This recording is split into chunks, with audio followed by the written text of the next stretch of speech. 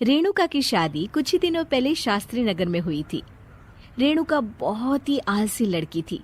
वो दिन भर बेड पर सोती रहती या फिर मैगजीन पढ़ती रहती और घर के काम भी धीरे धीरे ही करती। एक दिन उसकी सास उसके पास आती है। बहू, आज बेसन का चिला बना दे, बड़ा मन कर रहा है।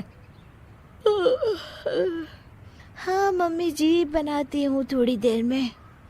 थोड़ी देर में? अरे थोड़ी देर में तो रात के खाने का वक्त हो जाएगा बहू। अच्छा मम्मी जी, तो फिर आप रात का खाना ही खा लीजिएगा ना। हे भगवान, कैसी आलसी बहू मिली है मुझे, हर काम को बस टालती ही रहती है। रेणुका दिन भर बस आलस पना ही करती रहती।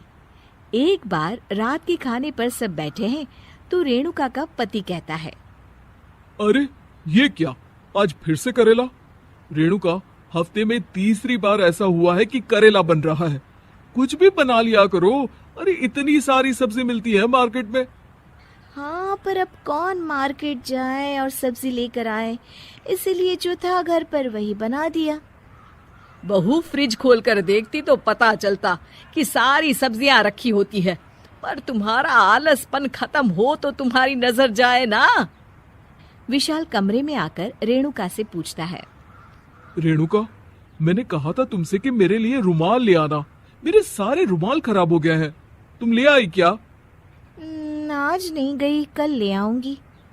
ओफो, पिछले 4 दिनों से मैं यही सुन रहा हूँ। बिना रुमाल के ऑफिस जाना पड़ रहा है। तुम तो बहुत ही आलसी होती जा रही हो रेणुका। आपको रुमाल की जरूरत है ना, तो खुद ही खरीद लीजिए ना। हाँ, अब वही करूंगा। तुम्हारे भरोसे बैठा रहा तो कुछ नहीं होगा। एक दिन दरवाजे पर बेल बज रही होती है और रेणुका सोफे पर बैठी होती है, पर आलस में दरवाजा खोलती ही नहीं। अरे बहू, कितनी देर से बेल बज रही है? क्या कानों में रुई डालकर बैठी हो जो सुनाई नहीं दे रही बेल?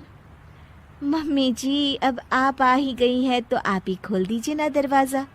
क्यों मुझे ताना मारकर और देर कर रही हैं? अरे वाह, उल्टा चोर को तवाल को डांटे। सास दरवाजा खोलती है तो उसकी पड़ोसन दरवाजे पर खड़ी होती है। दरवाजा खोलने में इतनी देर क्यों हो गई? सब सो गए थे क्या? और ये भी कोई वक्त है क्या सोने का? हाँ?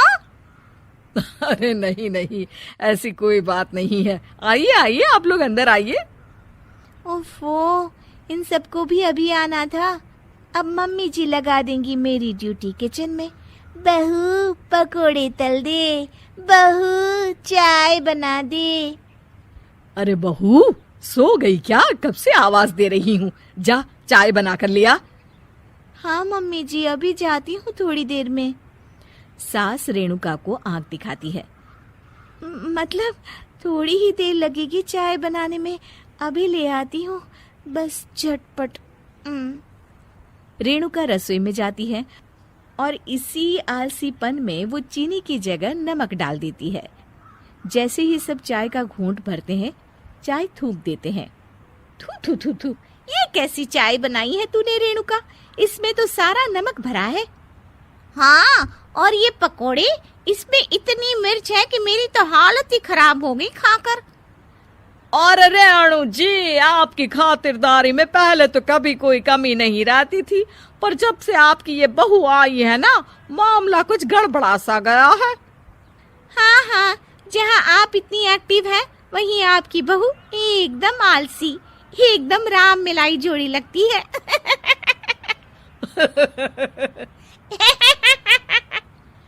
अच्छा जी, चलते हैं अब।